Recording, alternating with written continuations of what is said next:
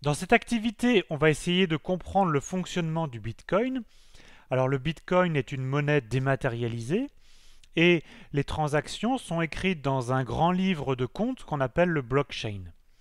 Alors ce blockchain est en fait public, chacun peut le récupérer pour vérifier la légitimité et la validité des transactions qui y sont écrites. Alors la meilleure façon de comprendre le fonctionnement du Bitcoin, c'est de créer toi-même tes propres Bitcoins. Alors c'est ce qu'on va essayer de faire à travers un modèle simplifié. Alors imaginons un groupe d'amis qui souhaitent partager leurs dépenses de façon la plus simple possible. Au départ, chacun dispose de 1000 bitcoins et au fur et à mesure, on va noter les dépenses et les recettes de chacun.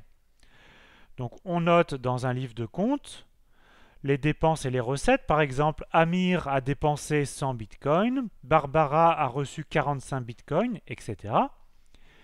Et à la fin, il suffira de parcourir le livre de compte pour savoir combien chacun a reçu ou a dépensé.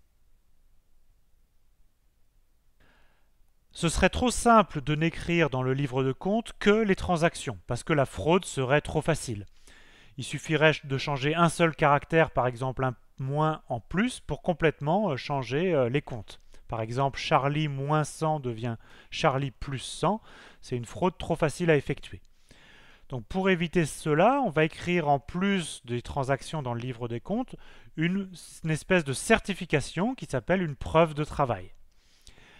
Alors pour nous, une preuve de travail, ce sera une liste de 6 nombres entre 0 et 100. Alors maintenant, commençons à écrire notre livre de compte. Alors au départ, on l'initialise avec une preuve de travail quelconque, et donc pour nous, ce sera une liste de 6 zéros.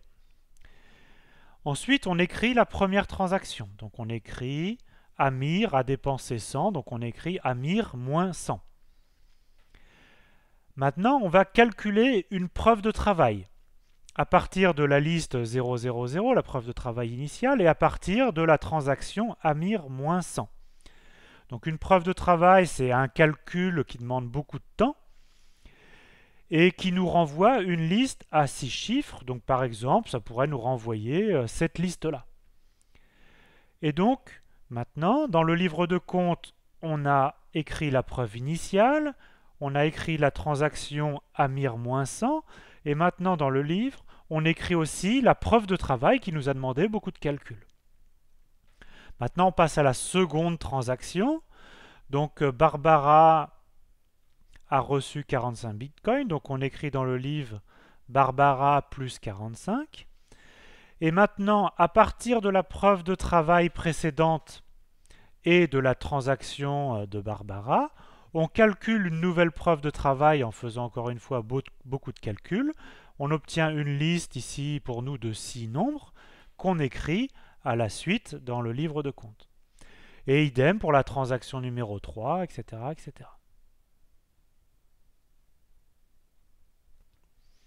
Revenons sur cette notion de preuve de travail qui est au centre de la blockchain.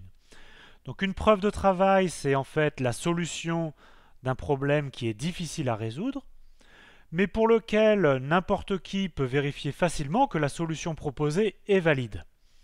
Alors une analogie, ce serait la solution d'une grille de Sudoku. Donc une grille de Sudoku, ça met au moins 10 minutes à être résolue. Par contre, si on me donne une solution, je vérifie en quelques secondes, en moins de 10 secondes, si la solution est bonne ou pas.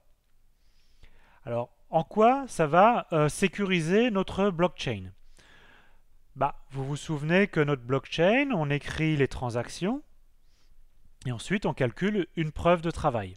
Alors imaginons que quelqu'un veuille truquer la première transaction et il change par exemple juste un caractère, un moins en plus. Donc la transaction 1 a changé, mais comme ce livre de compte, le blockchain, est public, n'importe qui peut vérifier que le calcul de la preuve de travail n'est plus valide. Même s'il n'y a qu'un seul caractère qui a changé, la preuve de travail est complètement différente. Donc celui qui voudrait truquer la transaction numéro 1, il doit forcément aussi changer la preuve de travail. Donc il doit recalculer une nouvelle preuve de travail, ce qui demande du temps, et l'écrire la nouvelle preuve dans le livre de compte. La transaction 2 n'a pas changé, mais par contre, la preuve de travail suivante, elle dépend de la preuve de travail précédente et de la transaction 2. Donc, pour vraiment truquer le livre de compte, il faut recalculer une nouvelle preuve de travail valide, ce qui redemande beaucoup de calculs. Et on change cette preuve de travail.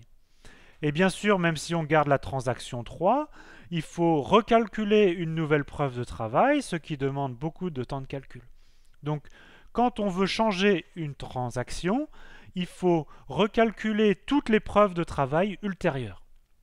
Et maintenant, le système est fait de sorte que ce ne soit pas possible. Calculer une preuve de travail, ça demande au minimum 10 minutes. Et en fait, le Bitcoin rajoute une nouvelle transaction toutes les 10 minutes. Donc, c'est matériellement pas possible de truquer une transaction ancienne dans le blockchain.